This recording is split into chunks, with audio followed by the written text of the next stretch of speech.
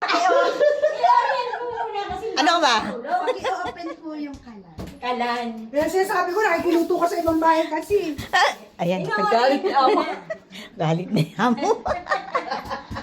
Dapat in-order. Ilang oras ka mamalansya? Isang oras, depende sa dami. Ilang ano ba yun? Ilang bimbag ba yan? Anong depende? Ilang piraso? Ay, madami. Hindi yan daming katay. Dalawang ano ako eh. Hindi ako naglalagay ng tubig. Wala siya po, ano lang, panglambot lang. Kung nangangailangan ko kayo ng planchadora, ayan po, naghahanap po siya. Ayan. Sideline. Sideline lang. O yung turon no habang malutong. Aso niya? Teacher, ano ba yung inihiwa mo? Punong-puno na sa lalagyan. Hirap pala wag ng tulong. Ayusin mo yung ano. Baka hindi ka pa sa huring. Ito yung swimming. Ba't ganyan ang... Huwag mo na ate lagyan ng ano, design. Bakit ganyan ang ano, ang Ganyan paghiwa talaga. mo? Ginawa niyang Pinupukpok yung mo. palahog sa ulam. Grabe, parang magsisinigang ka ba?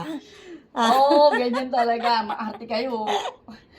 Kain tayo. Lulunok ka rin naman, no? Oh, Ito, diba? tain mo pa. Lot, ikaw ba nagugas ng kamay? Yes. Binilot-bilot mo to. Yes, syempre ilang beses pa nga ako nagugas ng kamay. Oh, masarap na to. Excited na. Oh, kumain tayo ng ano, turon. Hindi ko alam kung turon o ano ito eh. Ano yung may gulay? Kita mo ha, tatsilok oh. O, di ba? O may ano, may Ano yung kote. may gulay? Para saan yung may gulay?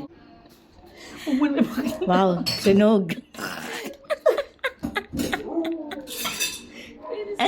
O, di ba? Turon po to, turon. Huwag kayong Ayan. magkamali. Kuha mo ng picture. Ito yung ano, ulam namin na. O, ito turon. Turon yan na, turon. Yan. Yung ulam namin. Anong tawag lumpia? Saging. Tapos yung ulam namin, lumpiang toge. Oo. Yan.